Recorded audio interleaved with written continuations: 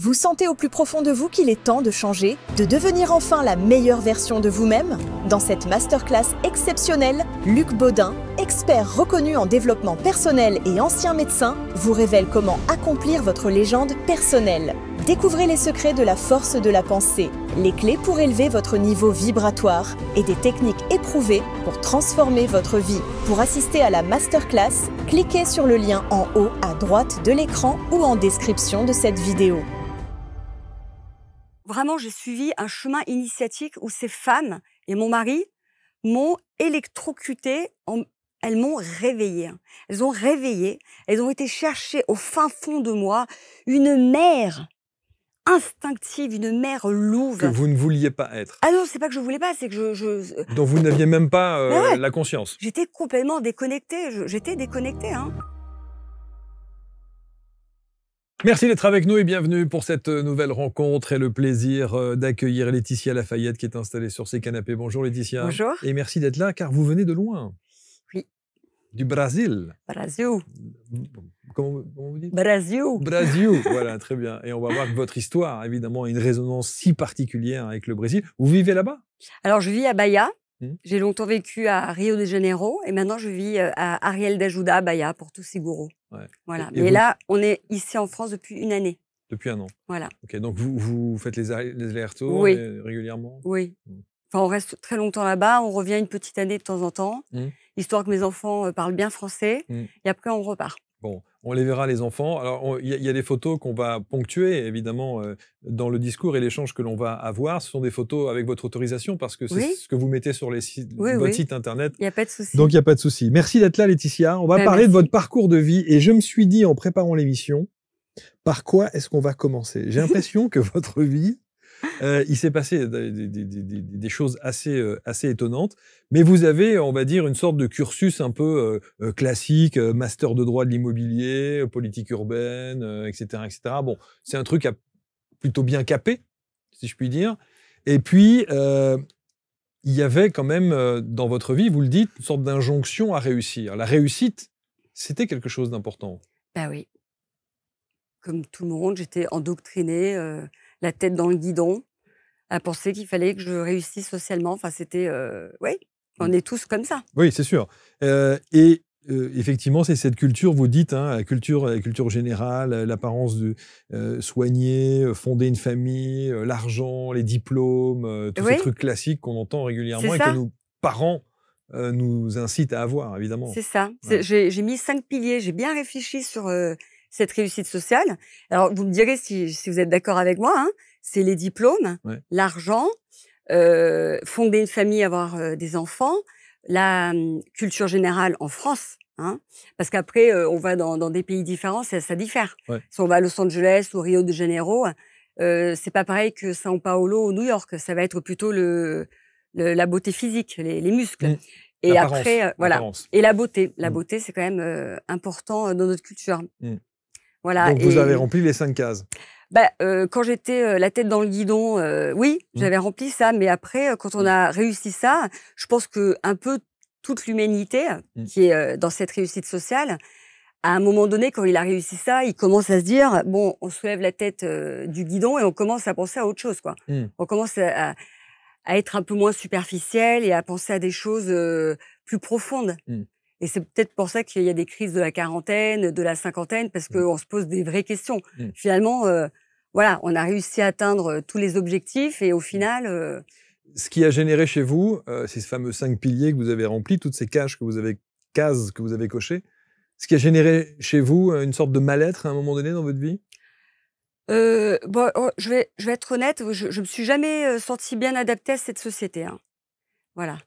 Moi, comme dirait, alors je sais plus son nom de famille, il a un nom à dormir debout, j'ai dit quelque chose qui dit ce n'est pas un bon signe de santé mentale que d'être bien adapté à une société profondément malade. Ouais, voilà. Je crois que j'ai un de ses ouvrages ici. Et c'est vrai que j'ai essayé, j'ai eu une vie un peu de monsieur et madame tout le monde, où j'ai voulu faire, suivre le truc, mais en fait, c'était pas moi. Ouais. Voilà. Un projet sans un mindset de gagnant, c'est un peu comme une voiture sans moteur. Ça ne fonctionne pas. Vous avez l'idée, vous avez l'ambition, mais sans une mentalité à toute épreuve, vous risquez de vous épuiser avant d'arriver à votre destination.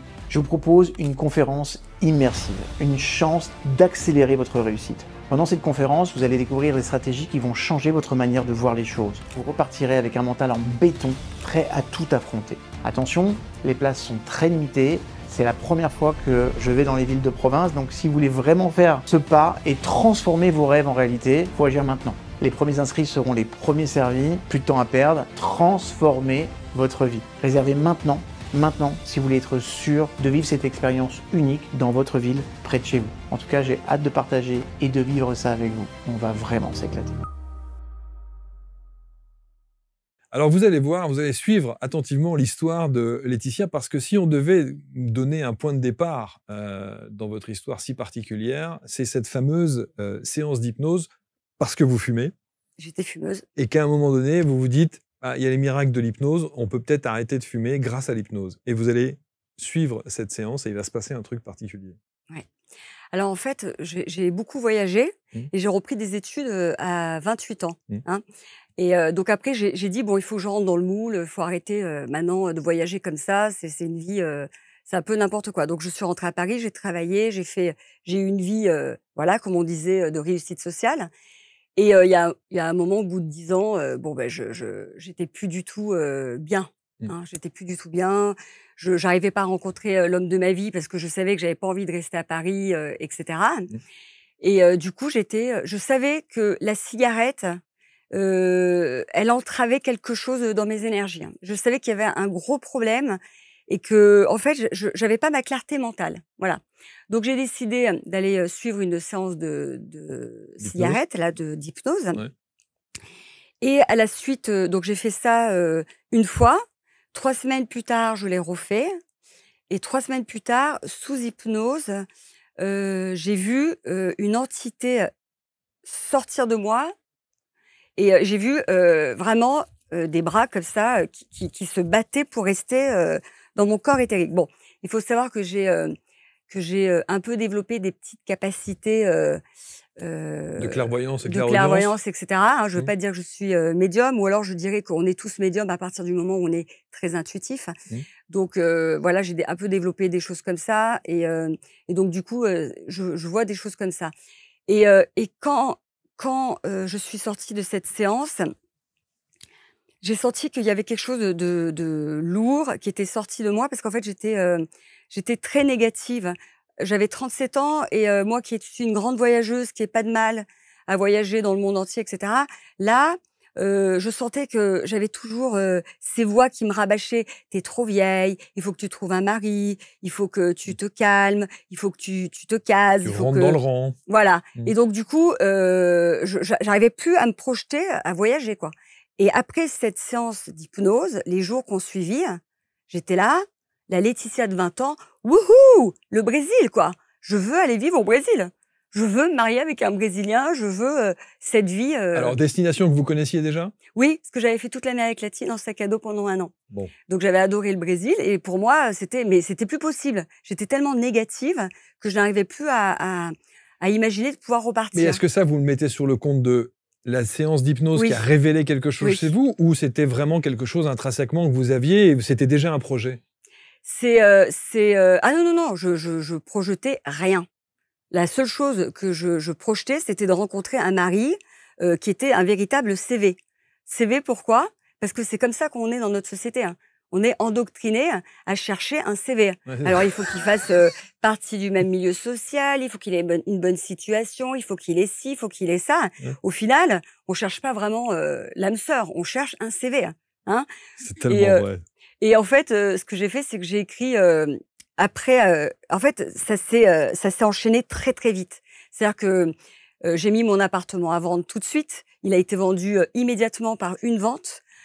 Toutes les portes, elles se sont ouvertes, mais c'est incroyable. Et avant de partir, j'ai écrit une lettre à mes guides, à mes guides spirituels. Bon, on les appelle comme on veut, anges, etc.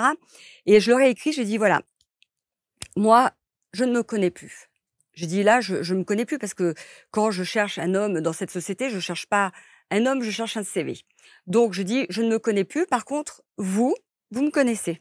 Vous connaissez la Laetitia pure, la Laetitia, voilà, sans toute cette superficialité. Donc, je vais vous faire entièrement confiance. Je vais faire comme Indiana Jones quand il doit traverser son pont et qu'il ne le voit pas et qu'il doit avoir la foi. Je vais faire la même chose que lui. Et je vais vous faire entièrement confiance. Je veux que vous rencontriez l'homme de ma vie. Je suis arrivée au Brésil 2 jours. J'ai rencontré l'homme de ma vie. Voilà. Et c'est un homme qui n'a rien de tous les critères que j'aurais pu chercher. C'est-à-dire que c'est pas un homme CV. Ah non, pas du tout. Et heureusement que je l'ai vu, parce qu'en France, je l'aurais enjambé, parce que j'avais une vie... bourgeoise. Oui. Hein, j'étais habillée bourgeoise, j'étais bourgeoise. Bon, là, aujourd'hui, je me suis un peu... non, mais vous êtes bien, la brésilienne, décontractée. Non, là, je suis déguisée, parce que je suis plus du tout comme ça, maintenant, c'est fini. Je me suis dit, bon, là, à Paris, je vais faire un petit effort. Okay. Mais donc, Lucas, c'était quelqu'un qui vendait des bijoux sur la plage d'Ipanema. C'est un Amérindien. C'est quelqu'un qui est complètement connecté. C'est un homme tribal. Je l'aurais jamais vu à Paris. Et c'est marrant parce que quand j'ai écrit ma lettre, j'ai dit envoyez-moi des signes, des signaux pour que je le voie. Si c'est vraiment en dehors du CV, je me suis dit faites quelque chose, quoi. Et en fait, c'est incroyable, quoi. Alors décrivez-nous juste la rencontre, déjà ça, parce qu'il est sur la plage. Vous êtes sur la plage, il passe et il vend ses bijoux. Non, pas du tout. Alors moi j'arrive, je loue une chambre à Santa Teresa, et donc là j'arrive donc dans ce quartier Lapa à Santa Teresa, et je descends les escaliers. Le premier homme que je vois, c'est Lucas qui était sur le marché en train de vendre ses bijoux, un hippie, etc. Et donc je vais vers lui, je lui demande, donc je vais voir les bijoux et je lui achète quelque chose. J'ai pas le change, donc après je vais acheter un peu plus loin dans des kiosques une caipirinha. Et là je vois qu'il s'en va, donc je l'appelle de loin. J'ai dit viens, et il arrive. Et par pure politesse, je lui dis est-ce que tu veux la caipirinha avec moi? Lui il me dit non. Et je sais pas pourquoi, j'ai eu 2 gobelets l'un dans l'autre, ça s'est joué à ça. J'ai pu lui verser la moitié de ma caipirinha, j'ai dit allez tiens. Mais en fait, j'avais presque pas spécialement envie qu'il reste. Mais vous ne saviez pas que c'était l'homme de votre vie. Mais en tout cas, vous ne ressentiez rien spécifique pour lui à ce moment-là. Je le trouvais très beau. Okay. Voilà. Et puis il a bu cette caipirinha, c'était 11h du soir et à 10h du matin, on était sur les marches à refaire le monde. Et on ne s'est plus jamais quitté. Magnifique. Et en fait, il est extrêmement spirituel, il est vraiment connecté, il a une manière de vivre qui est tribale. Et c'est là que tout a commencé, en fait. Wow. Parce que notre rencontre, elle a été...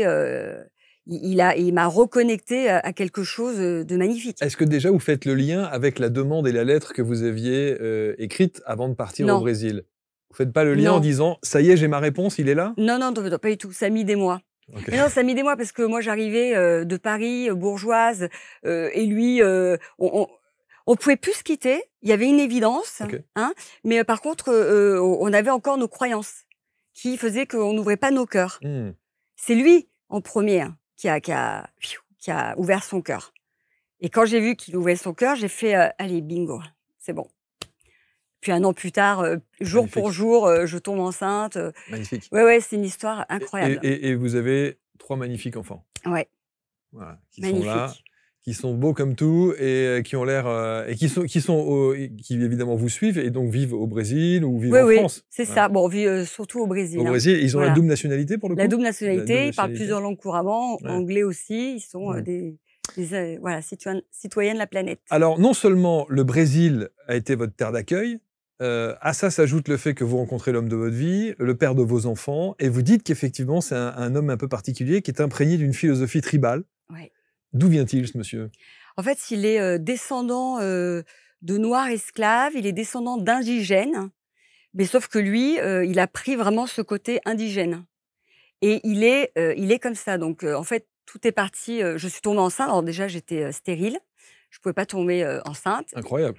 Et je suis tombée enceinte, donc ça, c'était vraiment une surprise. Donc ça a été très rapide.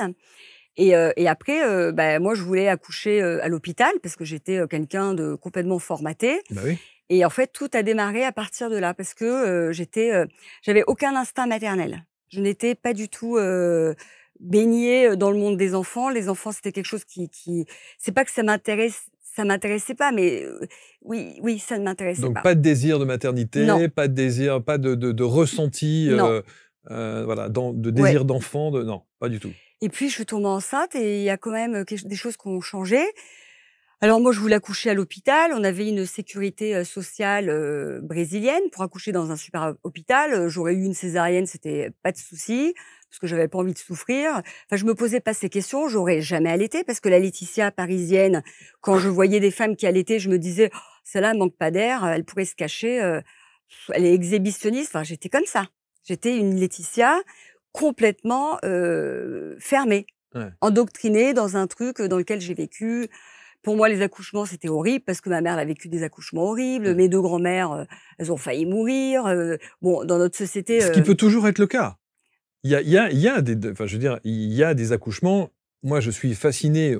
Je suis évidemment en âge d'avoir des enfants et j'en ai, mais il y a des accouchements qui se passent très, très bien, où en 15 minutes, en 20 minutes, l'affaire est réglée. Et puis, vous avez des accouchements où c'est... tellement compliqué, avec des très gros risques. C'est une réalité. C'est une réalité. Et si je vous disais que, en fait, c'est une question de préparation, psychologique, mentale, c'est une véritable préparation. C'est-à-dire que moi, mes accouchements, donc en fait, j'ai perdu l'assurance. Il y a eu un truc, bon, c'est un coup du destin. Un de plus. Ouais, ça devait être comme ça, parce que j'ai accouché tout en haut d'une favela où il n'y a pas de plan B, c'est tout par les escaliers. Et si vous voulez, en fait, j'ai été préparée par mon mari et tout un tas de femmes indigènes où vraiment j'ai suivi un chemin initiatique où ces femmes et mon mari m'ont électrocutée, elles m'ont réveillée. Elles ont réveillé, elles ont été chercher au fin fond de moi une mère instinctive, une mère louve. Que vous ne vouliez pas être. Ah non, c'est pas que je voulais pas, c'est que dont vous n'aviez même pas la conscience. J'étais complètement déconnectée. J'étais déconnectée, hein. Vraiment, quand les aborigènes, les tribus, ils disent les pauvres blancs, oh, vous vous rendez compte, ils communiquent pas avec la nature. Ils ont de la peine pour nous. Hein. Ils ont de la peine parce qu'ils se disent, oh, les pauvres, ils passent à côté de ça toute leur vie, quoi. Alors ces femmes aborigènes, c'est ça? Ouais. Non, pas aborigènes, indigènes. Indigènes, pardonnez-moi. Aborigènes, c'est l'Australie. En Australie. Ces femmes indigènes, vous parlez de cette préparation, vous dites elles sont allées chercher en moi ce que effectivement je n'avais pas. Elles ont. Comment? De quelle manière? Qu'est-ce qu'elles ont fait? En fait, on se réveille par des prises de conscience, hein, des prises de conscience. Comment on peut avoir des prises de conscience? Alors, pour moi, c'est facile.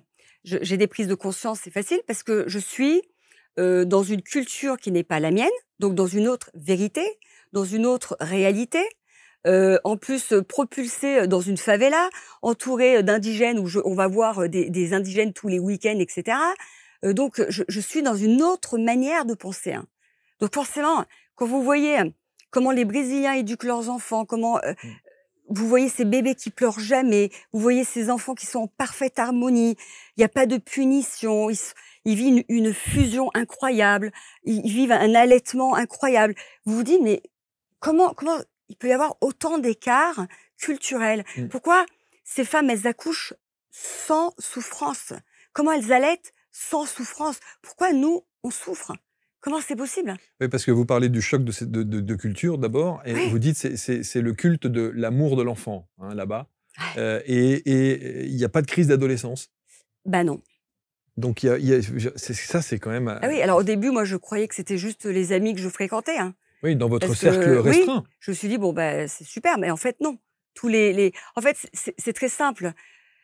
Nous, on est très dur avec les enfants. Alors évidemment, quand je dis ça, c'est peut-être mal perçu parce que moi, si vous voulez, je vis dans une autre culture où l'enfant, il est traité différemment. Hein. Donc,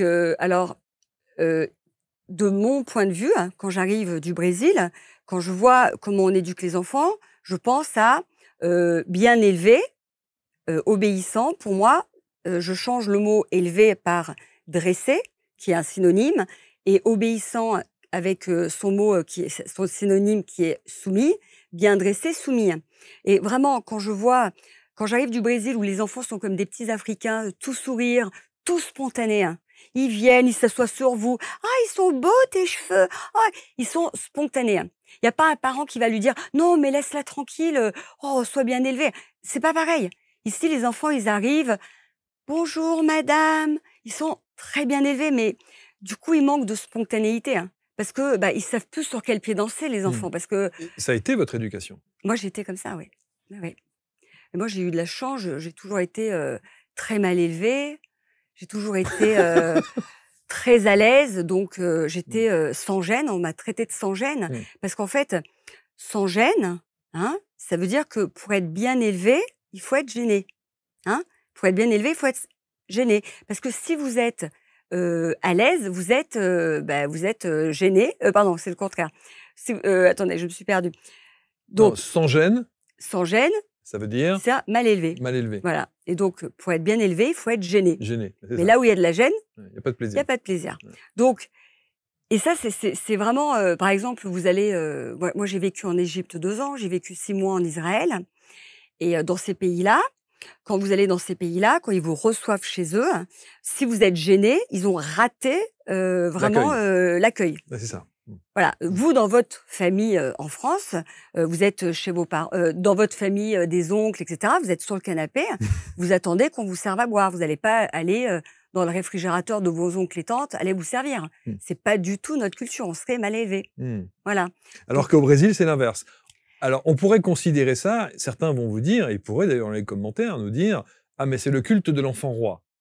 Alors ça, je veux l'expliquer. Alors. Notre société, elle est matriarcale. La société brésilienne, elle est matriarcale. La société française est patriarcale. D'accord ? Donc déjà, une femme enceinte au Brésil, c'est-à-dire qu'elle ne fait jamais la queue. Hein, vous êtes enceinte au Brésil, tout le monde vous laisse sa place, quoi. Il y a vraiment un côté très gentleman, c'est superbe. L'enfant au Brésil est roi, mais pas seulement. La personne handicapée est roi et reine. La personne âgée est reine, et tout en bas de l'échelle, vous avez la femme et après l'homme. Alors, je vous pose la question, en France, qui est le roi? Qui est le roi, Marc, en France? L'homme. L'adulte. L'adulte. Homme. Et après, la femme. Et loin derrière... C'est le réflexe qu'on a à dire ça dans cette société patriarcale. C'est vrai. Et derrière, c'est les enfants, c'est les vieux, c'est les handicapés. Voilà. Une fois, je vous raconte une anecdote très rapidement. Une fois, j'ai été dans un hôtel à Itacaré. J'ai rencontré un très beau jeune homme qui vivait avec sa sœur, qui était handicapée. Ils avaient le même âge. Et moi, comme une bonne Française, je lui dis, mais elle est tout le temps avec toi, elle n'est pas dans un institut. Et là, il me regarde et il me dit, mais quelle horreur, c'est ma sœur.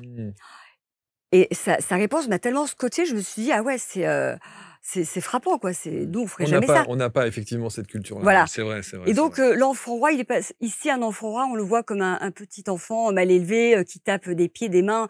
Non, l'enfant roi, là-bas, c'est-à-dire que moi, dans mes réunions de famille, dans ma famille, les enfants, ils doivent être bien élevés. Bonjour. Voilà, des grands sourires, etc. Et puis après, allez vous dégager, hein, vous allez dans votre endroit d'enfant et vous laissez les adultes ensemble. Hein. Alors que là-bas, l'enfant, il est au milieu de tout. La personne âgée, elle vit avec la famille, elle est certainement pas placée dans une maison de retraite parce que c'est une personne hyper importante. Les handicapés, ils vivent dans leur famille et les enfants, ils sont au milieu de tout. Ils sont adorés, les enfants. Moi, le nombre de grands-pères brésiliens qui m'ont pris, pendant que j'étais en train de manger, mes bébés pour les endormir, les grands-pères qui prenaient mes bébés pour les endormir. Moi, mon grand-père, le grand-père, c'est « le mignon, l'enfant !» Voilà, oui, c'est une autre culture. Alors, vous en avez fait un livre qui s'appelle « Enfant heureux, mode d'emploi », qui s'affiche sur l'écran. Évidemment, la parentalité positive à la brésilienne. Ça, c'est important, cette phrase-là, c'est plus que enfant heureux, mode d'emploi, c'est la parentalité positive. On en parle beaucoup ici en France de la parentalité positive, mais vous rajoutez à la brésilienne avec ses spécificités sur lesquelles on va revenir, et notamment sur votre activité, enfin votre accompagnement aujourd'hui, puisque vous vous dites coach en accouchement naturel, ce qui a transcendé votre vie au travers de vos 3 accouchements, sauf la dernière qui est née en France, je crois. C'est le dernier qui est né en France. Ouais. Et c'est grâce au dernier, parce que j'ai accouché à l'hôpital et que j'ai halluciné. Vu la différence. J'ai halluciné. Et malgré tout, malgré qu'on m'ait traité comme si j'avais 15 ans, que mon corps n'était plus mon corps, je n'avais plus le droit de rien, qu'il y avait un protocole obligatoire, j'ai quand même réussi à avoir un accouchement normal. Ouais. Est-ce qu'on ne peut pas considérer, je me fais l'avocat du diable, hein, Laetitia, mais est-ce qu'on ne peut pas considérer que vous avez eu beaucoup de chance pour les 2 premiers accouchements et que, comme des milliers d'autres femmes en France ou en Europe qui ont beaucoup de chance avec des accouchements qui se passent très très bien, et que vous n'auriez sans doute pas le même discours si vous aviez eu ces difficultés pour vos 2 premiers, par exemple? Alors, à partir du moment où vous croyez à la loi d'attraction, à la loi de manifestation, c'est-à-dire que vous... moi, je suis quelqu'un de très optimiste, très positive. Et en fait, j'ai été extrêmement bien préparée avec mon mari qui voulait que j'accouche dans une rivière, avec toutes ces femmes. Ça m'a complètement transformée, ce contact. Et quand j'ai vu que c'était quelque chose de tellement naturel, etc., je me suis dit, mais moi aussi, quoi. Moi aussi, je suis faite comme ça. Mais pourquoi ce que j'essaie de comprendre, c'est pourquoi avoir absolument voulu ça alors que vous aviez tout le confort possible ailleurs? Dans l'accompagnement, la maternité, les soins, la péridurale, etc., etc. Pourquoi cette volonté absolue de suivre ce que préconise votre mari? Parce qu'il était très connecté. Il était vraiment très, très connecté à son soi supérieur, à la Pachamama. Donc, c'est quelqu'un, je lui ai fait entièrement confiance. Ouais, vraiment. Et quand j'ai vu que le destin m'avait enlevé la sécurité sociale, que je ne pouvais plus accoucher dans un hôpital privé et qu'il ne me restait plus que les hôpitaux publics, c'était donc juste pas possible, je suis dit, bon, là, il y a un truc. Moi, je me dis encore toujours... un signe de plus. C'est un signe, il y a un truc. Et en fait, à force de voir ces mamans qui accouchaient naturellement et que ça se passait très bien, etc., je me suis dit, je suis capable. En fait, c'était un chemin initiatique. L'accouchement, ce n'est que l'aboutissement de ce chemin initiatique. Donc, si vous avez été extrêmement bien préparé, si vous voulez, en France, le problème de ces femmes, c'est qu'elles se préparent à faire des séances de respiration, de relaxation, etc. Mais ça ne va pas contrecarrer le protocole obligatoire qu'il y a à l'hôpital. Il y a vraiment quelque chose un protocole obligatoire. Bien sûr, qui est aussi un protocole de sécurité. Voilà. Bon. Donc, du coup, là, il y a une mauvaise préparation. Elle a un projet de naissance qui en fait, elle va le découvrir le jour de l'accouchement, qu'en fait, sa préparation, ça n'a pas servi à grand-chose. Parce que de toute manière, elle accouchera les pieds en étrier, parce qu'à partir du moment où une femme, elle a une péridurale, en France, elle est surdosée, sa péridurale. Donc, quand elle est surdosée, vous êtes paralysé. Donc, vous devenez forcément un cas pathologique. Et là, vous tombez tout doucement dans un scénario qui va plus ou moins mal se passer. Vous voyez ce que je veux dire? Moi, je l'ai eu, cette péridurale. Pourquoi j'ai demandé la péridurale? Parce que quand je suis arrivée à l'hôpital, je devais accoucher chez mes parents. Mes parents, à la dernière minute, ils m'ont dit vraiment, ça va pas être possible. Donc, du coup, j'étais pas du tout préparée pour aller à l'hôpital, mais le destin a voulu que ça se passe comme ça, et c'est très bien. Parce qu'aujourd'hui, je ne serai pas là pour en parler avec vous. Donc, vous parlez pour vos 2 premiers enfants? Les 2 premiers étaient à la maison. Ok, vous parlez pour la dernière, oui, pour le dernier. Il n'y a personne qui fait ce que je fais. Oui, c'est ça. Logiquement, bien sûr. on a un accouchement qui se passe terriblement mal à l'hôpital pour accoucher finalement le deuxième à la maison ou dans une salle nature, etc. Bon, moi, j'ai fait le truc à l'envers. Mais comme j'avais cette connaissance et que j'étais sûre de moi, et moi, je sais accoucher. Je sais accoucher. J'ai le permis. Je connais mon corps. Vous savez, d'accord. Ouais. Et je sais qu'il n'y aura jamais de complications. Et même si j'avais eu 10 accouchements, je sais qu'il n'y aurait jamais de complications. Parce que c'est quelque chose... Comment vous expliquer à quel point... C'est ça qu'il faut arriver à expliquer. Je sais. Mais alors, c'est mes croyances. Moi, je suis convaincue que la maladie n'existe pas et que la maladie, c'est nous qui nous la créons. Et c'est ce que j'écris dans mon livre. Par exemple, je vais vous donner l'exemple. Un enfant qui est à l'école et qui voit une scène qui va le déranger. Donc le côté droit, en fait, c'est très rationnel. Le côté gauche, c'est très émotif et c'est le côté qui est lié à la mère. Donc un enfant qui va être à l'école, qui va voir comment ça s'appelle, quelque chose qui va vraiment le choquer. Il va voir par exemple un adulte crier sur un enfant, ça ne le concerne pas, mais il va entendre des choses qui vont vraiment le blesser. Bing, otite droite. Si c'est votre mère qui vous dit un truc directement à vous, là vous déclenchez une otite oreille gauche. Et pareil, si vous voyez quelque chose, les conjonctivites, elles peuvent arriver comme ça. En fait, toutes ces maladies, on va soigner les conséquences à la place de soigner les problèmes. Et bien, l'accouchement, c'est pareil. L'accouchement, quand vous avez un accouchement qui se passe mal à l'hôpital, bah c'est la conséquence d'une mauvaise préparation. Si vous aviez été vraiment bien préparé sur tous les points de vue, parce que vraiment, la préparation, c'est au tout début un désendoctrinement, parce qu'on est complètement conditionné. Hein. Je vais vous donner mon premier accouchement qui s'est passé donc dans la favela de Vidigal. Il s'est très très bien passé, mais j'ai quand même eu des douleurs. Hein. Je suis quand même une femme occidentale. Toute ma vie, bon, j'ai entendu des choses horribles. Et je me suis dit, donc j'avais une très bonne amie qui a accouché quelques jours avant moi, une indigène, et elle a eu aucune douleur pour allaiter, aucune douleur. Et là, je me suis dit, non mais comment c'est possible? Donc là, je me suis connectée à mon moi supérieur et j'ai demandé à mon moi supérieur, explique-moi pourquoi, parce que je ne comprends pas et ça m'énerve. Je veux comprendre. Et le lendemain matin, direct, qu'est-ce qu'elle a entendu toute sa vie? Quand j'ai eu le message, je suis partie chez elle en pyjama et j'ai été taper à sa porte et je lui ai dit, Luce, j'ai dit, Luce, qu'as-tu entendu toute ta vie sur les accouchements? Ah, ben tu sais, moi, dans ma famille, ils ont tous accouché dans la rivière, dans l'eau, ça s'est très bien passé, c'est merveilleux. Toute sa vie, elle a entendu des choses merveilleuses sur les accouchements, ainsi que l'allaitement. Moi, dans ma famille, je n'ai entendu que des horreurs. Ma mère, elle a arrêté d'allaiter au bout de 2 semaines. Elle avait du sang, c'était des crevasses. On entend tout ça. Vous n'avez pas entendu ça, vous? Si, mais j'ai aussi entendu des témoignages très positifs avec des accouchements qui se passaient très bien avec un protocole occidental. Vous voyez ce que je veux dire? Oui. Ça existe aussi. Oui. Il y a des femmes pour qui, heureusement, ça se passe très très bien. J'ai même entendu des gens dire, des femmes dire, oh là là, mon accouchement était formidable, j'ai adoré être enceinte. Et vous avez d'autres femmes qui disent, mon Dieu, quel calvaire, moi je veux pas entendre parler, etc. Bon, non mais Et ça c'est la reconnexion à son instinct maternel originel. C'est-à-dire, c'est les femmes qui arrivent à puiser cet instinct maternel. Mais c'est aussi quelque chose, c'est ce que je veux aussi expliquer par rapport à l'instinct paternel. Pour moi, il n'existe pas l'instinct paternel. En fait, quand vous êtes un enfant et que vous recevez de l'empathie toute votre jeunesse, de la considération, du respect, c'est quelque chose, c'est un patrimoine que vous avez en vous. Oui, c'est ancré. Donc, quand vous serez adulte, forcément, vous serez cette personne-là. Si vous recevez petit, vraiment jamais de l'écoute, on vous écoute pas, bon etc.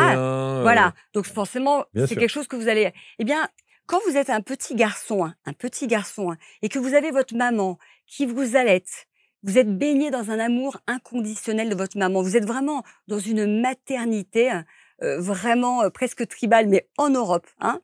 Eh bien, forcément, c'est quelque chose que vous allez porter en vous, cet instinct maternel. On appelle ça l'instinct paternel parce qu'on veut tout masculiniser. Mais en fait, c'est un instinct maternel que l'homme... Je vois Lucas, mon mari, c'est un homme, il est viril. Mais il a un instinct maternel parce qu'il a reçu ça. Et moi, je ne l'ai pas reçu. Ouais. Mais comme quoi, c'est culturel. C'est culturel. C'est culturel pour le coup. Oui. Mais alors, racontez-nous, vous dites, cet accompagnement de ces femmes indigènes. Ouais. Comment est-ce que ça passe par quelle phase concrètement? Il y avait des exercices, vous aviez de la méditation, il y a même eu peut-être... Racontez-nous. C'est beaucoup de choses. Donc déjà, un désendoctrinement, des prises de conscience. Okay.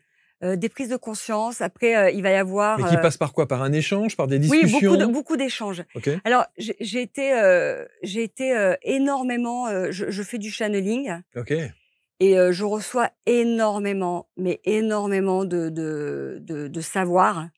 Par exemple, dans ma formation, j'avais écrit beaucoup sur le cordon ombilical, le placenta, de surtout pas couper le cordon ombilical par rapport aux cellules souches, par rapport au sang dont a besoin le bébé pour sa première année, etc.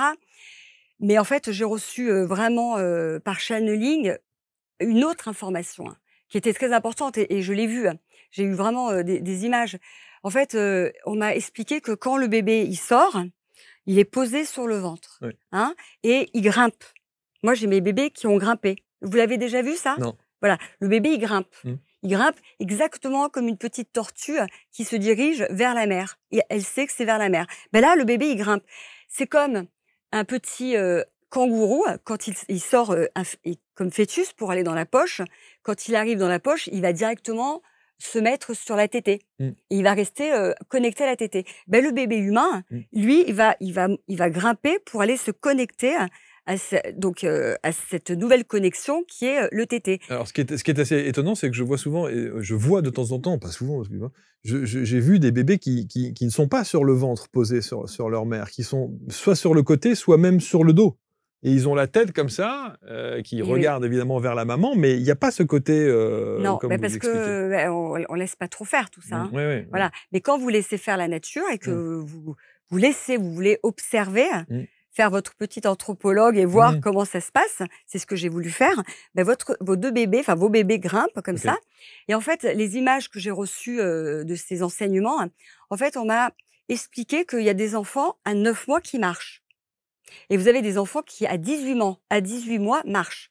Hein. Donc, on m'a expliqué que d'un enfant à l'autre, l'évolution pouvait être vraiment différente. Eh bien, quand le bébé il sort, il respire pas. Il respire au moment où il sort. Sauf qu'il y a des bébés qui vont respirer tout de suite avec les poumons, donc ils vont avoir leur machine qui va marcher très très bien.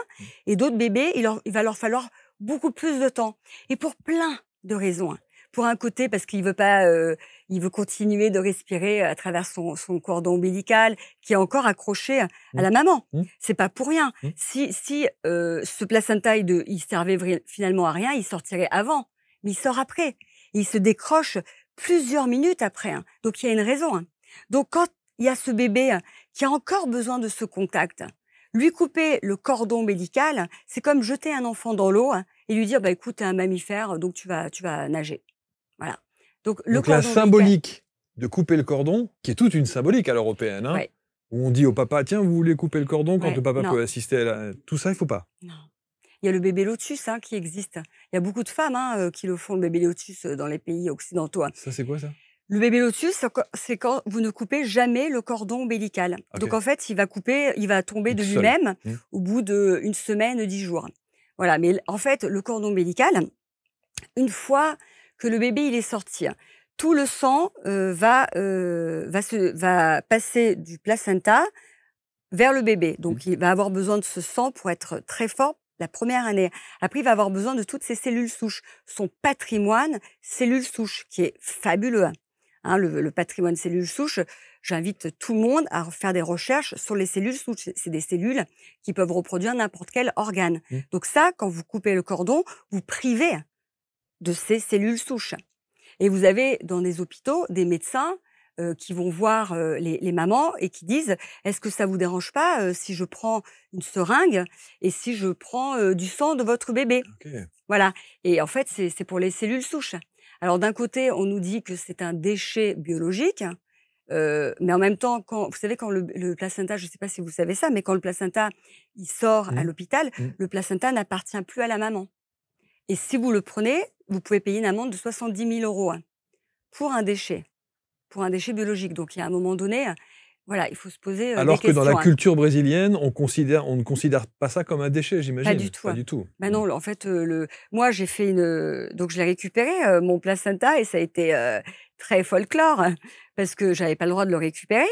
Et ça faisait 1 an que j'avais fait des études par correspondance, online à Londres, pour apprendre à faire des médicaments, de l'homéopathie, encapsuler mon placenta et à manger le placenta. Alors, le placenta, on va pas le manger comme un homme de Cro-Magnon. Non, c'est pas comme ça que ça se fait. En fait, le placenta, vous coupez des tout petits bouts et vous faites des smoothies avec des fruits rouges, des bananes. Et en fait, ça vous empêche 2 choses de manger le placenta. Ça vous donne une lactation extraordinaire. Je l'ai fait seulement avec mon 3e et j'ai vu nettement la différence. Et en fait, ça vous évite d'avoir le baby blues. Voilà. Mais il y a des études là-dessus, même pas en France, mais oui, aux États-Unis, tout le monde fait. Toutes les mamans qui accouchent à la maison, en général, elles font ça. À Londres, dans beaucoup de pays voisins, et au Brésil aussi, et même dans toute l'Amérique latine. C'est très à la mode. Ouais. Okay. En fait, on a compris que le placenta, c'était quelque chose. Si les mammifères, ils mangent leur placenta, c'est pas pour rien. C'est pas pour rien, c'est sûr. Si vous avez une vache qui ne mange que de l'herbe, pourquoi elle mangerait son placenta? Elle a pas peur qu'il y ait un prédateur qui vienne manger son placenta. Non, c'est qu'il y a quelque chose. Il y a quelque chose. Oui. Et donc, vous avez fait des smoothies de votre placenta? Mon mari m'a fait des smoothies. Il a bu son smoothie aussi parce qu'il voulait voir, etc., expérimenter le truc. Ça se sent pas.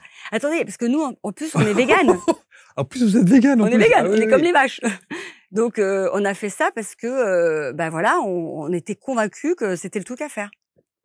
Et alors, je vous dis pas, à l'hôpital, comme ça a été la croix et la bannière pour récupérer. Hein. J'étais debout avec mon bébé, mon placenta, avec Lucas qui était devant moi. Il y avait 2 vigiles, il y avait une dizaine de personnes qui voulaient récupérer mon placenta. J'ai eu une médecin maghrébine du Maghreb qui est arrivée. Elle a dit, mais c'est quoi ce bazar? Tout le monde dehors. Et du coup, elle m'a dit, bon, vous avez de quoi le récupérer, le placenta? J'ai dit oui. Oui, parce que là, je lui ai dit, je suis désolée, docteur, mais ça fait 1 an que j'étudie, quoi. Je sais faire des médicaments, je veux mon placenta. Elle a même pas discuté, elle a dit, il y a pas de problème. Donc, Lucas a récupéré ça, il est parti en douce et j'ai récupéré mon placenta. Les choses se sont bien faites. En fait, j'ai vu dans l'hôpital comment ça se passait et c'est très bien parce que je n'avais aucune idée que ça se passait comme ça. Et c'est impersonnel, c'est froid, c'est inhumain. Pendant mon accouchement, j'ai eu une équipe médicale que j'avais réussi vraiment à convaincre de pas couper le cordon, etc. L'équipe médicale a changé 30 minutes avant mon accouchement. J'avais on m'a pas prévenu, on m'a rien dit. C'était pas possible. En tout cas, c'est incroyable. Cet enseignement philosophique avec ces femmes autochtones qui vous ont accompagné, d'abord pendant toute la grossesse, j'imagine. Oui. C'est cette phase de préparation dont vous parlez. Donc, il y a ces échanges. Il y a des choses que vous avez eues en canalisation. Beaucoup.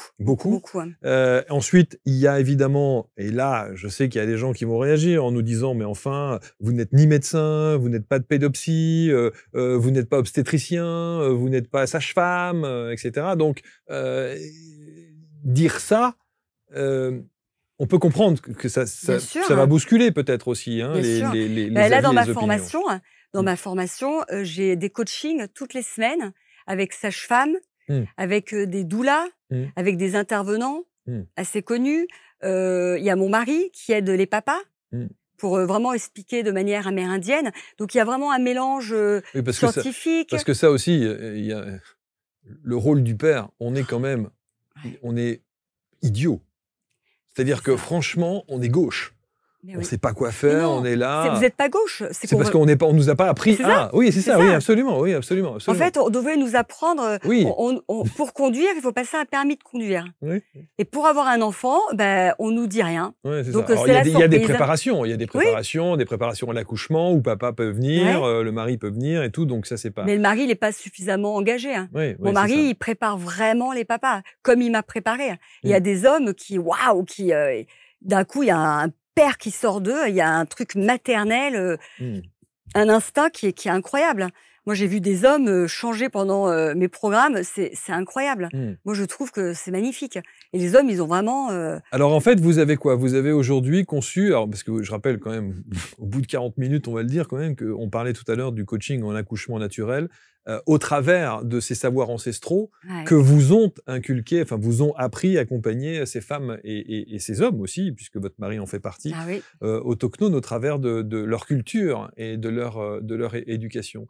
Et donc vous avez retranscrit ça aujourd'hui un peu à l'européenne pour que ça passe un peu plus, que ça soit moins radical. Ouais.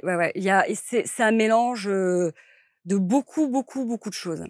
Il y a vraiment une formation quand même qui est scientifique, qui est préparée sur la déprogrammation, les croyances limitantes, etc. Ça, c'est vraiment évident parce qu'on commence pas une grossesse avec des peurs. Pour être bien, pour arriver à l'aboutissement de l'accouchement, il faut plus avoir de peur. Et ça, c'est un vrai travail.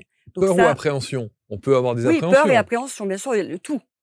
Okay. En fait, quand il y a plus, on démonte une peur par une peur, une appréhension par une appréhension. Après, il y a plus rien et après, ça coule de source. Et l'accouchement, il arrive. Après l'allaitement, il arrive. Tout arrive, tout baigne. En fait, il y a plus de peur. Il faut virer ces peurs. Et après, il y a énormément de connaissances. J'explique beaucoup de choses. C'est pas possible qu'on arrive à l'hôpital, qu'on ne sache pas pourquoi il faut garder le vernix ou pas, par exemple. Le vernix, c'est? Le vernix, c'est le bébé qui sort et qui a une couche blanche autour de lui. Hein. Ok. Et en fait, ça, c'est parce qu'il sort dans un nouvel environnement, parce qu'il était dans le liquide amniotique. Donc, il sort dans un nouvel environnement, l'air. Et en fait, dans cet air, il a besoin d'une protection. Donc, les choses sont très bien faites. Donc, en fait, le bébé il va absorber ce filtre-là qu'il a. Et en fait, au bout d'une semaine, vous pouvez lui donner son premier bain. Et vous évitez les savons, les shampoings, les après-shampoings. Ce qui n'est pas du tout fait dans les cliniques, là. Le bain du bébé, quand tout va bien, le bébé qui n'est pas obligé d'aller sous couveuse et tout, ça arrive très vite. Et oui, on l'astique à la soude caustique, parce que le savon, c'est de la soude caustique. Hein. Moi, je fais du savon à la maison. Donc, c'est de la soude caustique. Donc, il n'a pas besoin de ça. Hein. Le bébé, il n'a pas besoin de ça. Il a besoin que d'eau. Hein. Donc, bon, c'est... oui. Non, mais enfin, ça remet en question tout. J'allais dire beaucoup de choses, mais tout. Oui. En fait, il faut, à partir du moment, je me permets de dire ça sur votre plateau parce que je sais que c'est une émission qui est quand même très spirituelle. Oui. Quand on part de cette vie, quand on part de cette vie, on part pas avec notre intelligence ou nos habits ou des biens physiques. On part avec notre conscience. La conscience, je pense que c'est la seule chose sur laquelle il faut investir dans cette vie. Hein. Récupérer notre conscience. Et pour récupérer notre conscience, c'est par des prises de conscience. Et moi, j'ai écrit un livre et une formation qui ne sont que des prises de conscience. Ce ne sont que des prises de conscience. Quand j'ai une cliente, une patiente, enfin une personne, une maman, une future maman au téléphone, la chose qu'elle va me dire, c'est waouh. Au bout d'1 heure de conversation, c'est waouh. Waouh, ça fait beaucoup de choses à digérer, beaucoup de nouveaux trucs. Les prises de conscience, c'est incroyable. Hein. Alors, je montrais vos enfants magnifiques. Les 2 premières sont nées au Brésil, dans les favelas. Dans les favelas, oui. Dans les favelas. Et le petit dernier, il est né à Aubagne. À Aubagne, donc en France. En France. Est-ce que, pardon de dire ça, mais ils n'ont pas eu donc le même régime, si je puis dire. Ils ne sont pas arrivés au monde de la même manière. Est-ce que ça veut donc dire que, scientifiquement, ils ont quelque chose de différent, peut-être, sur leur métabolisme, sur le petit dernier, par exemple? Est-ce que l'histoire du placenta que vous avez pu faire pour les 2 premières, lui, il ne l'a pas eu? Franchement, Est-ce que ça change quelque chose dans son immunité, dans son... Non, mais ils ont tous su, hein, parce que le placenta, on ne lui a pas coupé. Hein, je me suis battue à l'hôpital. Mais il a fallu que je me batte. Il a fallu que je me batte parce que je voulais qu'il ait ses cellules souches. Mais si vous voulez, mes bébés, c'est des bébés qui n'ont pas pleuré à la naissance. C'est des bébés qui n'ont jamais pleuré bébé. Un bébé ne pleure pas. Alors ça, c'est quelque chose d'hallucinant, je sais. À la naissance, hein, vous parlez. Hein. Naissance ou bébé. Ah, ok. Un bébé, ça pleure quand il a des coliques. Quand il a une dent qui pousse, ça peut être terrible. Mais les bébés, ça ne pleure pas. Quand il a faim, il pleure. Mais non. Un bébé, quand vous êtes... En fait, il faut imaginer qu'un bébé, c'est comme un petit paraplégique. Il ne peut rien faire sans vous. Hein. Il est en train de se développer. Hein. C'est pas un petit éléphanteau qui arrive, qui sait déjà marcher. Hein. Là, le bébé, il est vraiment complètement indépendant. Hein. Mais ce qui est merveilleux, c'est... Dépendant. Dépendant. Et comme il est connecté à nous, on a une fusion. Et la fusion, c'est quelque chose de très bien. Hein. Moi, j'ai des personnes qui me voyaient porter mes bébés, qui me disaient « Oh, mon Dieu, qu'est-ce que t'es fusionnel !» Je dis, mais c'est merveilleux d'être fusionnel. Enfin, c'est totalement naturel. Voilà. C'est comme quand j'allaitais tout le temps. J'allaitais mes bébés à la demande. Et j'avais mon médecin et ma mère qui me disaient, mais non, Laetitia, tu dois allaiter toutes les 3 heures. Alors, elle est née le 21 décembre, le premier jour d'été au Brésil, 45 degrés. Moi, je bois toutes les 5 minutes. Et ma fille, il faut que je lui donne toutes les 3 heures. Ça sort de la tête de qui? Qui a inventé ce concept? Voilà. Non. Le bébé, en fait, il communique avec vous. Donc, soit vous rentrez en communication avec lui, vous êtes vraiment connecté à votre bébé et vous répondez à toutes ces demandes, et c'est très bien parce que c'est un bébé, il a besoin de vous. Nous, on fait pas ça en Occident. On commence à le dresser. Hein. Allez, il faut qu'il fasse ses nuits, on va le laisser pleurer, il va s'habituer, on le dresse. Mais c'est un bébé, il a besoin de nous. Donc, en fait, le bébé, c'est un accompagnement. Hein. Et en fait, quand on est vraiment, on a eu cet instinct maternel, originel, on a un amour inconditionnel. Et cet amour inconditionnel, dans les pays occidentaux, on ne sait pas. On les a. Par exemple, un chat, on a un amour inconditionnel pour un chat parce qu'on n'a aucune attente du chat. On n'a aucune attente. Nous, nos enfants, très rapidement, on a des attentes. On a des attentes de nos enfants. Ce que je vais dire, c'est choquant, mais ramène-moi des bonnes notes et je t'aimerai. On est dans la réussite sociale pour nos enfants. Hein. On est dans cette réussite. On a très rapidement, on va mettre le bébé à 3 mois, 1 an à l'école, dans des crèches. Donc, on va avoir des attentes, on va courir, on va être coupé en fait. L'amour inconditionnel, c'est quelque chose qui est d'une fluidité. Hein, et je vous assure que je ne l'ai pas. Je serais très prétentieuse de vous dire que j'ai l'amour inconditionnel. Non, non. Pour vos enfants. Je suis je sais que je l'ai eu quand ils étaient petits, hein, mais là, ils ont grandi. Hein. Déjà, je vois que c'est plus pareil. Il y a déjà des conditions. On pose des conditions, on attend des choses. Vous voyez ce que je veux dire? Et ça, on est dans cette société-là. C'est vraiment dommage. Cette méthode, donc, vous l'avez conçue effectivement avec de la canalisation, avec l'enseignement de ces femmes. Qu'est-ce qu'il y a d'autre encore dans cet accompagnement? Et d'abord, il se fait à quel moment? Au moment où on décide d'avoir un enfant ou au moment où on est enceinte? Ah ben, le mieux, c'est d'arriver enceinte. Okay. On arrive enceinte et on suit tout le processus. C'est le chemin, je l'appelle le chemin initiatique. C'est-à-dire qu'il y a vraiment un réveil. Le réveil, il se fait pendant tous les mois de grossesse, sur tous les plans. Et l'objectif, c'est pas d'accoucher dans une rivière ou dans... Pas du tout. Alors moi, les femmes que j'accompagne, elles peuvent accoucher à l'hôpital. Ouais. Alors là, il y a une préparation spéciale pour l'hôpital. Mais qui va aller à l'encontre de ce que va préconiser l'hôpital, pour le coup, puisque c'est à l'opposé de ce que vous faites. Non, parce qu'il y a moyen de trouver des hôpitaux. Hein. Il y a des hôpitaux qui sont ouverts d'esprit. Hein. Mais il faut quand même chercher l'hôpital qui va être d'accord. Il faut trouver des sages-femmes dans les hôpitaux qui vont être d'accord, qui vont respecter vos choix. Donc, c'est quand même un travail en amont qui doit se faire. Mais c'est possible. Moi, j'ai accompagné des mamans qui ont couché avec la péridurale. Après... Moi, j'ai des mamans qui arrivent, qui veulent la péridurale et au final, elles accouchent dans des salles nature. Et donc ça, c'est très peu connu. Mais dans l'hôpital, vous avez une salle nature. Donc, vous n'avez pas de péridurale et vous n'êtes pas obligé d'accoucher les pieds en étrier. Vous n'êtes pas tout attaché par des tuyaux, etc. Donc là, vous êtes libre. Et vous êtes accompagné par des sages-femmes qui vont vous aider à accoucher naturellement. Voilà, donc ça c'est super. Il y a les maisons de naissance qui sont des maisons de naissance ce sont des maisons de sages-femmes qui sont jamais loin des hôpitaux. Et après il y a la maison. Hein. Et moi j'ai plein de mamans qui voulaient accoucher à la maison, à l'hôpital et qui ont finalement accouché, qui ont tellement été transformées.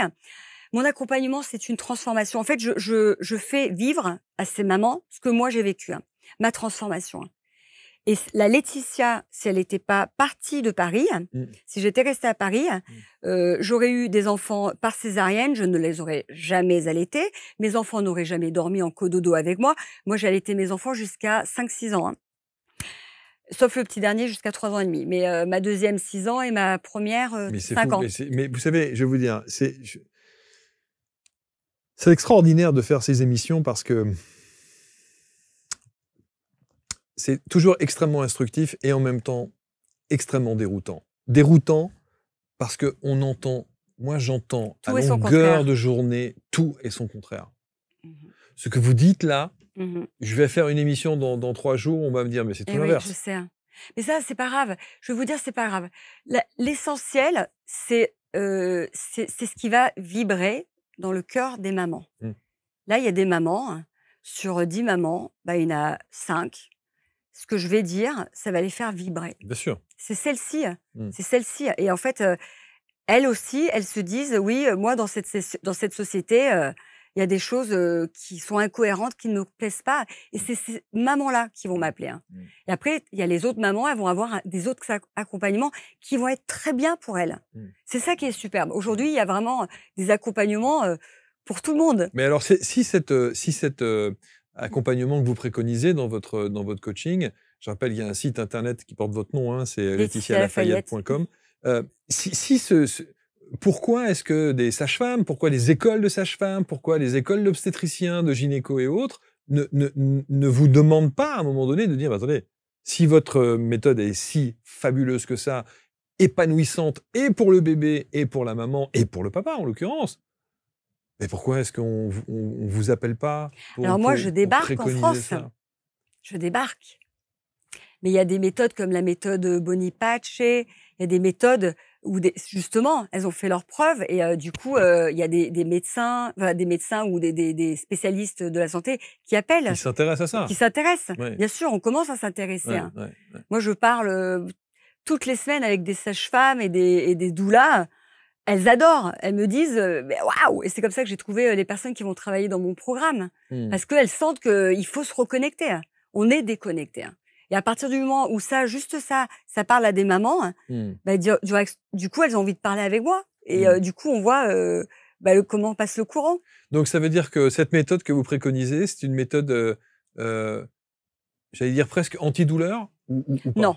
Alors, je dirais pas antidouleur. Ça va dépendre vraiment de... Moi, si vous voulez, dans ma famille, il y a eu beaucoup de douleurs. Beaucoup de douleurs. Donc, mon premier enfant, j'ai quand même eu pas mal de douleurs. C'est pour la deuxième où j'ai réussi vraiment à me désindoctriner de cette douleur. Parce que j'avais compris que c'était de l'endoctrinement, du conditionnement. J'étais conditionnée à croire ça. Vous pensez que la douleur est conditionnée par l'endoctrinement? Dans la Bible, c'est écrit « Tu enfanteras dans la douleur ».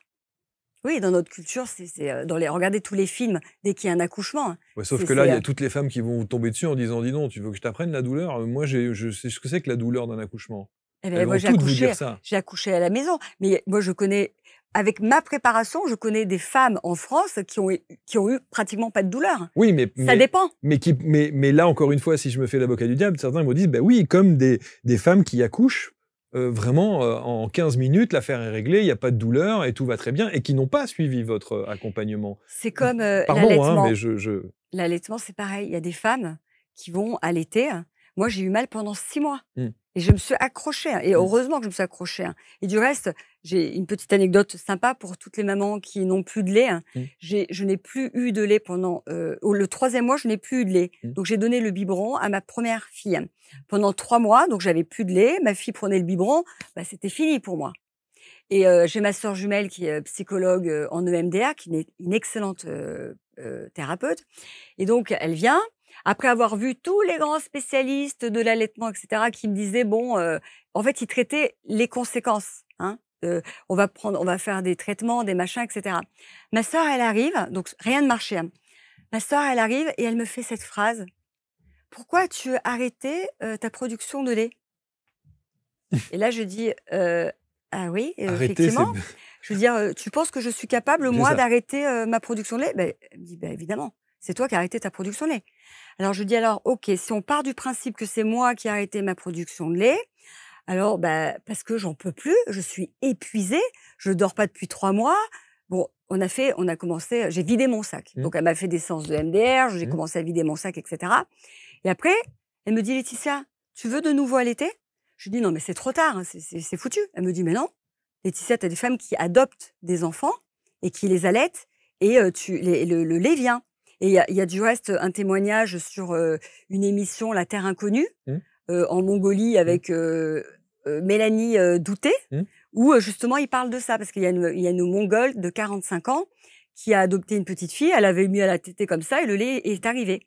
Donc c'est vrai que le lait peut venir. Donc une femme qui n'a plus de lait, et c'est souvent aux 3 mois des femmes, les femmes elles bloquent parce que quand on a un bébé, c'est tellement brutal, le changement de vie. On n'est jamais préparé pour ce changement de vie. On ne nous prépare pas du tout à ce changement de vie. Donc, il est brutal. Et donc, aux 3 mois, bing, plus de lait. Et ça, j'en ai entendu, mais des dizaines et des dizaines. Et le lait peut se réactiver. Séance de MDR, bing, vous videz le sac. Et après, vous remettez votre bébé à la tétée. Elle a tété jusqu'à 5 ans, ma fille.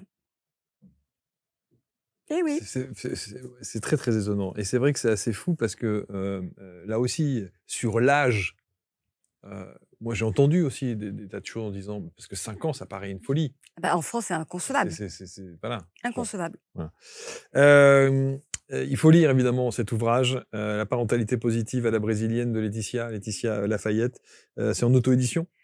Ouais. On le trouve sur votre site. Pour le site. moment, ouais. Je viens de le sortir maintenant cette semaine sur Amazon. Bon. Vous vouliez dire un petit mot sur oui. les enfants Bridge? Les enfants Bridge et les enfants Peter Pan. Alors, comment j'en suis arrivée là?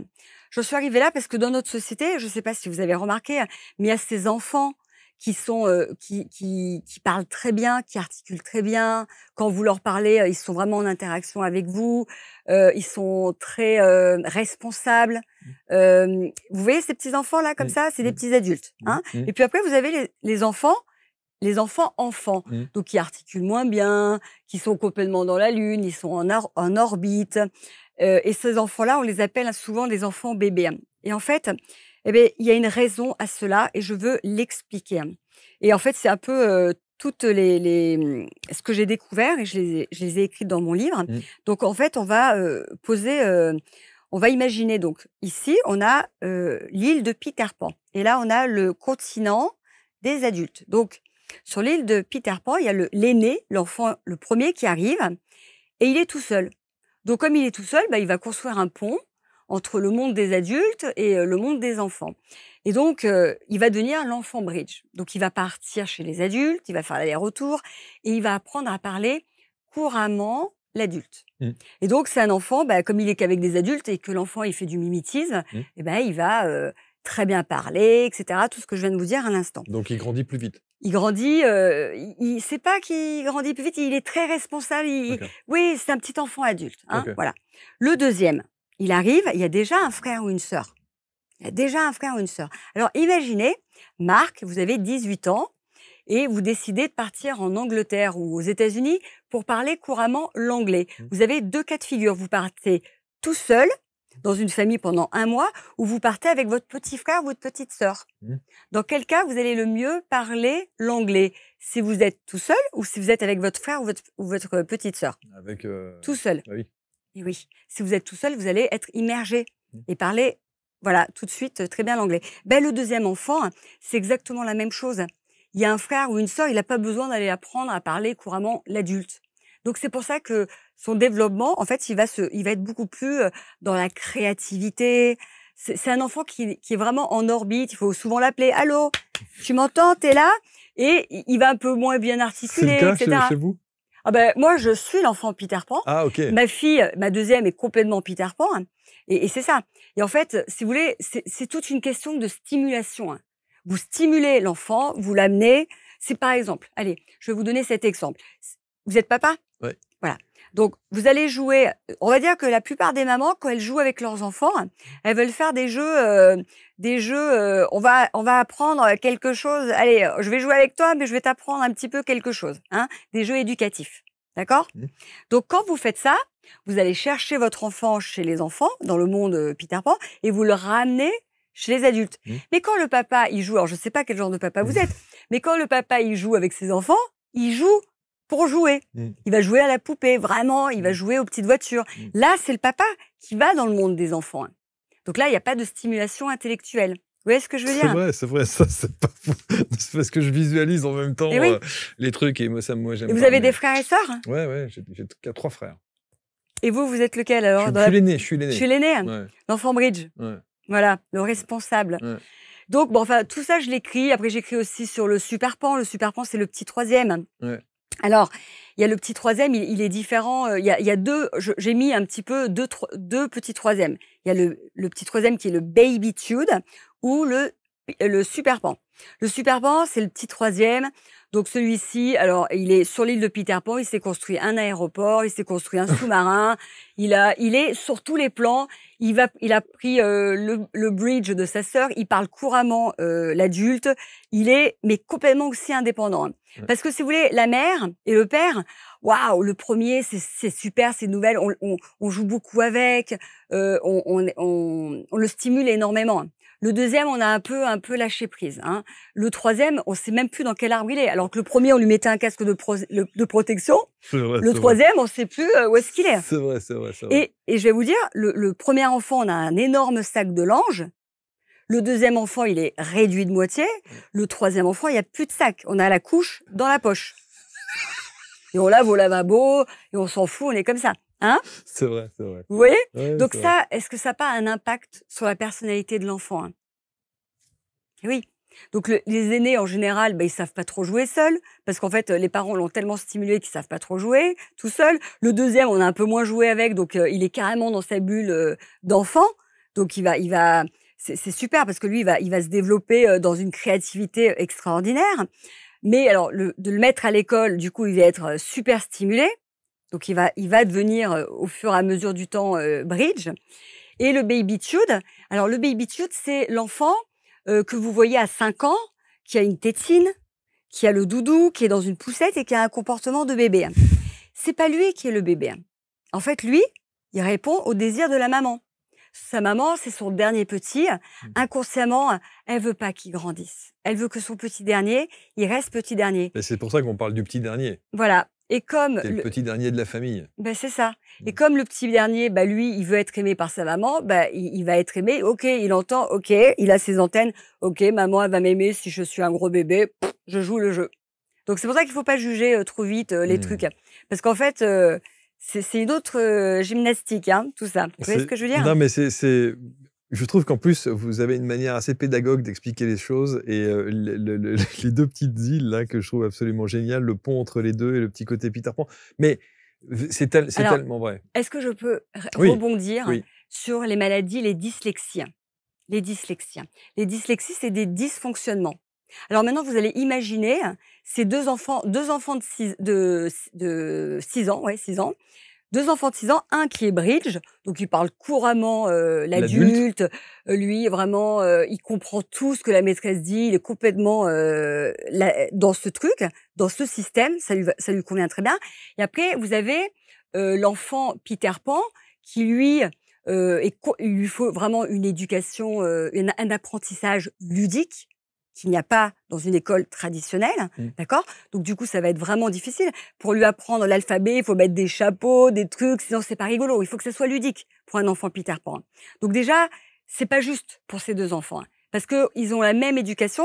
Le système scolaire, c'est pour un moule, c'est pour un style d'enfant. Et l'enfant Peter Pan, il est pas du tout fait pour ça. Donc les premières années, ça va être très dur. Il va être stimulé, il va y arriver, mais ça va être très dur. Donc quand les dyslexies, on appelle ça des problèmes dans notre société. Mais en fait, c'est pas un problème, c'est une conséquence. La dyslexie n'est pas un problème, la dyslexie est une conséquence. Alors pourquoi c'est une conséquence? Parce que quand vous mettez à ces deux enfants une poésie qui doit apprendre par cœur, une poésie qu'ils vont pas comprendre parce qu'elle est un peu complexe et c'est un peu difficile.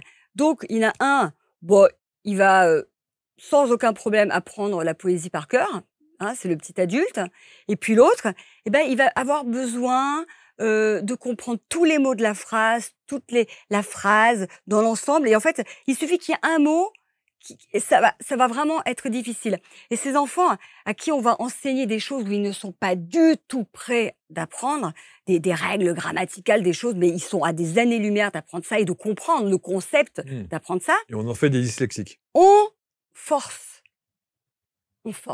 Et qu'est-ce qui se passe quand on force et quand on force un enfant? On fait des pets au casque. On crée des dyslexies. Donc votre enfant, il est parfait comme il est. En fait, il suffirait, c'est ce que j'ai écrit à la fin de mon livre. J'ai écrit une lettre pour Madame la ministre de l'Éducation avec 10 points de réforme, où parmi ces points de réforme, j'explique que l'école primaire, il devrait y avoir une très grande flexibilité sur la rentrée scolaire. Il y a des enfants qui sont prêts à rentrer à 5 ans. Laissons-les rentrer à 5 ans, s'ils sont prêts. Mais il y a des enfants qui sont prêts à rentrer à 9 ans. Et ces enfants-là, qui sont prêts à rentrer à 9 ans, où, OK, on va apprendre une règle grammaticale qui n'a pas trop de sens, mais ça y est, je suis prêt à l'apprendre. Moi, j'ai ma fille qui a 9 ans, donc ils n'ont jamais été à l'école parce que c'est des unschooling, c'est pas des homeschooling, c'était des unschooling donc au Brésil. Donc là, je les ai mis à l'école cette année, voilà, parce que j'ai voulu faire cette expérience. Ma deuxième, c'est terrible pour elle, l'école. C'est parce que c'est une Peter Pan qui a jamais été stimulée au point d'aller à l'école. Donc c'est terrible. Donc elle a du retard. Finalement, elle est au CE1, donc elle a du retard. Mais dans la classe, la maîtresse, elle me dit, votre fille, elle est pas dyslexique, elle n'est pas TDAH, elle a rien, elle est juste, elle est prête. Je lui ai expliqué mon livre, etc. Elle me dit, bah, c'est vrai que maintenant, elle est prête, quoi. Alors qu'elle serait rentrée avant, elle n'était pas prête. Vous avez complètement raison. Et en même temps, comment vous voulez gérer ça? Ben, en fait, c'est des prises de conscience. Et petit à petit, les choses évoluent. Quand je vois, par exemple, quand je vois des classes de 30 élèves avec des profs qui se retrouvent face à et je sais de quoi je parle, puisque dans ma famille, il y a ça. Des profs qui se retrouvent avec des classes de 30 élèves, comment vous voulez gérer des cas par cas sur des enfants qui ont voilà, ces difficultés-là ou ces spécificités-là? C'est hyper difficile. Ma fille aînée, c'est pareil. Ma fille aînée, pour le système français, elle est lente. Au Brésil, elle est demorada. Demorada, ça veut dire elle est tranquille. Elle est tranquille. En Guadeloupe, il n'y aurait pas de problème, quoi. Elle est tranquille. Mais en France, il n'y a pas de tranquillité. Elle est lente. Ouais. Et donc, du coup, il faut la presser. C'est vrai que mes enfants, ils sont arrivés à l'école tout sourire. Il y avait des élèves qui leur disaient « Mais pourquoi tu souris comme ça ?» Elle me le disait « Maman, on me dit que je souris trop, etc. » Maintenant, en une année, bah, ils sourient moins. Ils sont beaucoup moins spontanés. Bon. C'est le système, c'est comme ça. Lisez cet ouvrage qui est vraiment passionnant. Vous tapez sur Amazon, par exemple, bien sûr, puisqu'il est en auto-édition Laetitia Lafayette, et vous verrez, il y a énormément de contenu, d'abord, très instructif. Et je voudrais juste parler d'un tout petit point très important par rapport aux étapes de l'enfant. L'enfant, il a des étapes où il va grandir. Et vous avez des enfants de quel âge? Ils ont 18 ans, j'ai des jumeaux. D'accord, c'est des grands. Ah ouais. Et une petite de 7 ans. Ah, de 7 ans. Bon. Alors, les étapes, par exemple, manger ses crottes de nez, c'est une étape. Alors, manger ses crottes de nez, voilà. Comment on va gérer cette étape en France? L'étape, on va la gérer en culpabilisant, en jugeant, en humiliant notre enfant. C'est pas beau, ne fais pas ça, ça ne se fait pas. Alors, je vais vous expliquer qu'est-ce qui va se passer quand on vient entraver une étape. Quand on dit à son enfant, mais enfin, c'est dégueulasse, retire les doigts du nez, c'est pas bon, tu vas avoir des maladies, et on se prive pas de le faire devant les autres, de l'humilier, on s'en prive pas. Et donc ça, on le fait pour toutes les étapes. Toutes les étapes. Donc, en fait, qu'est-ce qui va se passer quand on vient couper l'étape naturelle? Déjà, votre enfant, il est parfaitement normal. Il mange ses crottes de nez, c'est normal. Tous les enfants de la planète mangent leurs crottes de nez. Et en fait, de eux-mêmes, ils vont arrêter. Parce qu'à un moment donné, ils vont basculer et d'eux-mêmes, ils arrêtent. Ils arrêtent. Donc, s'il n'y a pas de jugement, de culpabilité, etc., ils arrêtent d'eux-mêmes. Quand on vient entraver le truc, eh bien, ils arrêtent. Donc, ils sont obligés. Donc, après, il y en a soit qui arrêtent, en général les bridges, ou alors les Peter Pan, les petits filous, eux, ils vont le faire en cachette. Donc, l'enfant, il va le faire en cachette et il va continuer de le faire jusqu'à adulte. Parce que c'était interdit. Vous comprenez? C'est pour ça qu'aujourd'hui, vous voyez des adultes qui mangent leur crotte de nez. Voilà. C'est un mot de la fin que je trouve... Non, mais ça s'appelle la... C'est même pas l'éducation positive, c'est l'éducation du bon sens. Ouais. Et en fait, c'est exactement... Tout le monde me dit ça. Et je dis, c'est exactement ça de se réveiller. De s'éveiller, de se réveiller. C'est quand on arrive à dire, mais grave, c'est dommage, j'en avais une dernière. Allez, une petite dernière. Une petite dernière. Allez, parce que vous avez votre fille de 7 ans et ça, c'est très important. Regardez bien. Ça, je vais vous activer avec une petite prise de conscience de ce que vous faites et ce que tout le monde fait. Et là, vous allez me dire, pareil, en fait, c'est vrai, c'est du bon sens. Quand un enfant, il tombe, votre fille, elle arrive, elle a un peu le genou écorché et donc, vous lui dites, oh mais non, regarde, c'est rien du tout. Regarde, c'est rien du tout. Elle pleure, elle a mal, et vous lui dites, regarde, c'est rien du tout. Allez. Alors que, en fait, si vous cognez le petit doigt de pied là dans la table, vous allez pendant 20 secondes dire tous les gros mots que vous connaissez. S'écrouler par terre. Et imaginez à ce moment-là où vous avez mal, quelqu'un vous dise mais non, c'est rien du tout, Marc, c'est rien, arrête, c'est rien, c'est bon. Vous préférez ça ou quelqu'un qui vous mette la main sur l'épaule? Ça va, Marc? Ça va? En fait, cet enfant, si on lui dit pas ça, eh ben c'est ces enfants-là qui se roulent par terre, etc. Parce qu'ils sont jamais écoutés, ces enfants. On n'accueille jamais ils n'ont pas le droit d'avoir mal. Alors que si vous lui dites, oh ma chérie, ma pauvre, oh tu dois avoir mal, tu dois avoir mal. En 2 minutes, elle est partie, elle est repartie. On a reconnu sa douleur. Vous savez ce que je fais, moi? Non. Un bisou magique. Ben, c'est très bien ça. Mais est-ce que vous voyez ça? Bien sûr, non, mais bien sûr, bien sûr, bien sûr, bien sûr. Et ça, c'est mais dans bien le sûr, monde et j'ai entier. déjà eu ce genre de réaction et qui évidemment n'est pas plein de bon sens. Mais vraiment, bravo pour ce que vous faites. Ça va commenter, hein, c'est sûr qu'il va y avoir des réactions de par tout ce que vous nous avez raconté et enseigné au travers de votre expérience de vie. Mais je pense que c'est intéressant de savoir d'abord dans quelle catégorie, déjà à titre d'adulte, dans quelle catégorie on était. Est-ce qu'on était un enfant Peter Pan ou est-ce qu'on était un enfant Bridge? Je suis très triste de ne pas avoir pris mon t-shirt que j'ai perdu. J'ai un t-shirt où il y a, le t-shirt de mon fils, il a 6 ans, il a un dessin une bande dessinée de Superman. Hein, mais ce t-shirt, il est tout troué et tout taché. Hein. Et c'est mon t-shirt test. C'est-à-dire que je voulais vous l'amener et vous le faire regarder en 1 seconde. Et vous deviez me dire qu'est-ce que vous voyez en premier. Et c'est ça qui est fabuleux. C'est que vous avez des adultes qui voient la bande dessinée et vous avez des enfants de 5 ans qui voient les taches. Vous voyez ce que je veux dire? C'est là que vous voyez les Peter Pan et les Bridge. Le conditionnement. Ouais. Quand vous voyez, quand il est vraiment ancré déjà, qu'il est déjà un petit adulte, responsable, sérieux. LaetitiaLafayette.com, le site internet. Merci infiniment Laetitia. Quand est-ce que vous repartez au Brésil? Bientôt, j'espère. Ouais, J'ai pas de date. Ça vous manque? Ouais. Oui, beaucoup, beaucoup, beaucoup. Ouais. Bah, par rapport à mes enfants. Et puis rien que le temps. Le temps. J'ai toujours mes lunettes de soleil. Oui, bah oui, bien sûr, même quand il pleut. Merci infiniment. Merci à vous. Merci pour tout ce que vous faites et merci pour l'ensemble de ces informations. Et je sais qu'encore une fois, ça va réagir. Merci de commenter avec bienveillance, comme toujours, et de partager, évidemment. Et puis embrasser les enfants. Oui. Et Lucas. Et Lukash. Lukash, qui va très bien. Merci infiniment. À très bientôt. On se retrouve très vite pour une prochaine rencontre. Salut. Merci.